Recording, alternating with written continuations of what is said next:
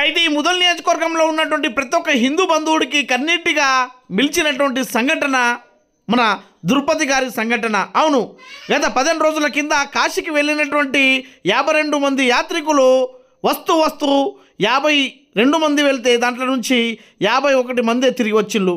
ఎందుకంటే అక్కడ ఉన్నటువంటి ద్రుపది గారు కాశీ నుండి వస్తూ బృందావనంలో ఆగి ఆ బృందావనంలో అక్కడ దర్శనానికి వెళ్ళినటువంటి 51 మంది అందులో ఒక వ్యక్తి ద్రుపది గారు ఆ ఉన్నటువంటి బస్సులో కూర్చోవడం జరిగింది. దానికి గల కారణం ఏమంటే అతనికి ఆరోగ్యం బాగలేకపోవడం వల్ల ఆ బస్సులోనే ఆగడం జరిగింది. వెళ్ళినటువంటి దర్శనానికి 51 మంది తిరిగి వస్తుంటే ఆ బస్సు మొత్తము మండుతూ ఆ బస్సులో ఏదైతే ఈ ద్రుపది అనే వ్యక్తి అక్కడ మాడి మషై అందులో కాలిపోవడం జరిగింది. ఆ సంఘటన ముదల్ నియోజకవర్గంలో ఉన్నటువంటి ప్రతి ఒక్క హిందూ బంధువుడికి ఇక్కడ ఉన్నటువంటి ప్రతి ఒక్కళ్ళకు కన్నిటిగా ఒక ఘటనగా నిలిచిపోయింది. అంత పెద్ద ఘటన జరిగిన తర్వాత ముదల్ నియోజకవర్గంలో ఉన్నటువంటి వివిధ రాజకీయ నాయకులు అదేవిధంగా ప్రజాప్రతినిధులు ఆ ఘటనను చలించిపోవడం జరిగింది. ఆ విషయాన్ని తెలుసుకున్నటువంటి మన మోహన్ రావు పటేల్ గారు ప్రజా టెస్ట్ ద్వారా ఈరోజు అక్కడ వెళ్ళి ఆమె యొక్క కష్టాలను తెలుసుకొని జరిగినటువంటి సంఘటనను తెలుసుకొని అదేవిధంగా ఈ సంఘటనకు గల కారణాలను తెలుసుకొని ఆమెకు ధైర్యాన్ని నింపి రావడం జరిగింది. అదేవిధంగా తనకు తోచినంత ఆర్థిక సాయం కోసం కూడా ఈ విధంగా చెక్లో అతనికి వీలైనంతగా ఆర్థిక సాయం అక్కడ చేయడం జరిగింది. మీరు కూడా ఈ ముసలామెకు మోహన్ రావు పటేల్ లాగానే మీరు కూడా మామలాగా, కాకలాగా, అన్నలాగా, తమ్ముళ్ళలాగా, తోడబుట్టు తమ్ముళ్ళలాగా మీరు కూడా సాయం చేయాలని కోరుతున్నారు. అంతేకాకుండా ఈ కార్యక్రమంలో భాగంగానే మాజీ ఎంపీ సుభాష్ పటేల్ గారు, అదేవిధంగా గ్రామ సర్పంచ్ మన రాజు గారు, సబ్బిడి రాజు గారు, అదేవిధంగా మన రామకృష్ణ గారు తదితర నాయకులు ఈ కార్యక్రమంలో పాల్గొనడం జరిగింది.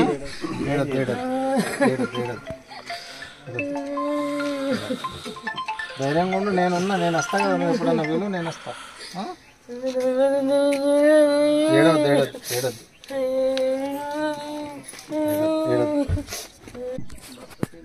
నియోజకవర్గానికి చెందిన దాదాపు 50 నుంచి 52 మంది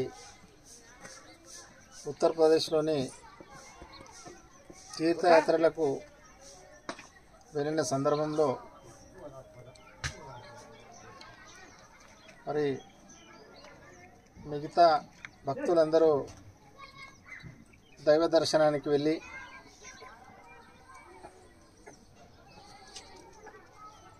ద్రుపది అనే ఒక పెద్ద ఆయన ఆరోగ్యం సహకరించక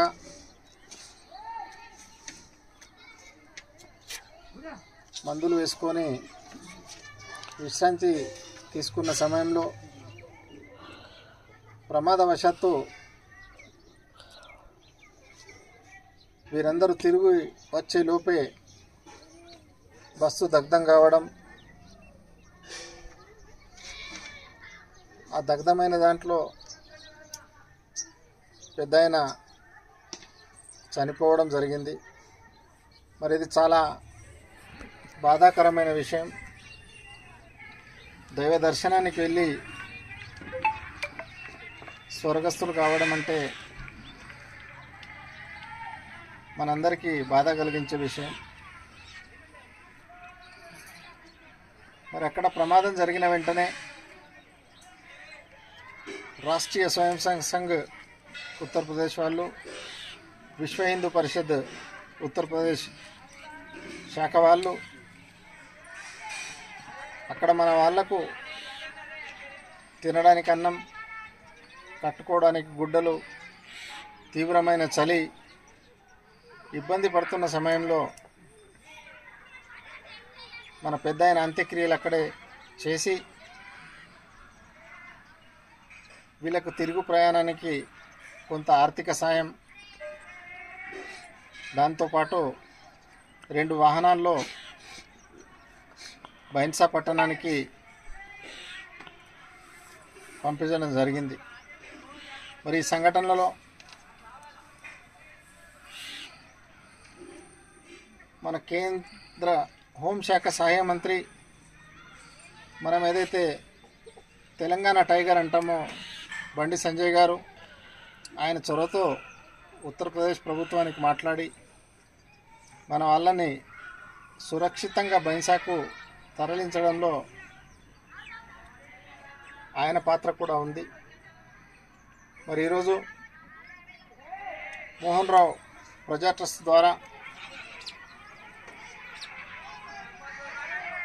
అమ్మకు కొంత ఆర్థిక సహాయం అందజేయాలనే ఉద్దేశంతో కలిసి గ్రామానికి రావడం జరిగింది. మోహన్ రావు ప్రజా ట్రస్ట్ అనేది వచ్చే ఉగాదికి 1 సంవత్సరం పూర్తి చేసుకోవడం జరుగుతుంది.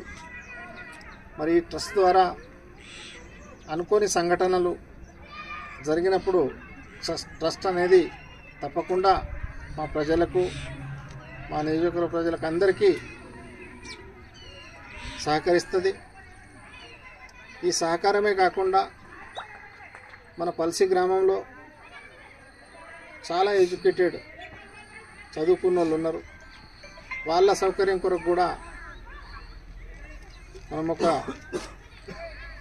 రీడింగ్ హాల్ ఏర్పాటు చేయడం జరిగింది.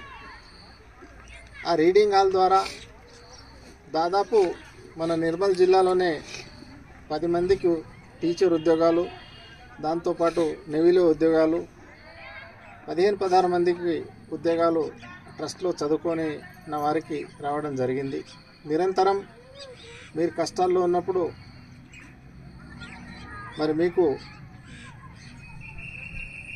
వట్టి మనోధైర్యం కల్పిస్తే పేద పరిస్థితుల్లో మీకు ఇబ్బందిగా ఉంటుంది. మాటలు చెప్పేవాళ్ళు మరి అందరూ మనం చెప్పిపోతాం, కానీ కష్టంలో ఉన్న కుటుంబాన్ని ఆదుకోవాలనే ఉద్దేశంతో గ్రామస్తులు, గ్రామ యువకుల కోరిక మేరకు మా ట్రస్ట్ ద్వారా ఆర్థిక సాయం అందజేయడం జరుగుతుంది.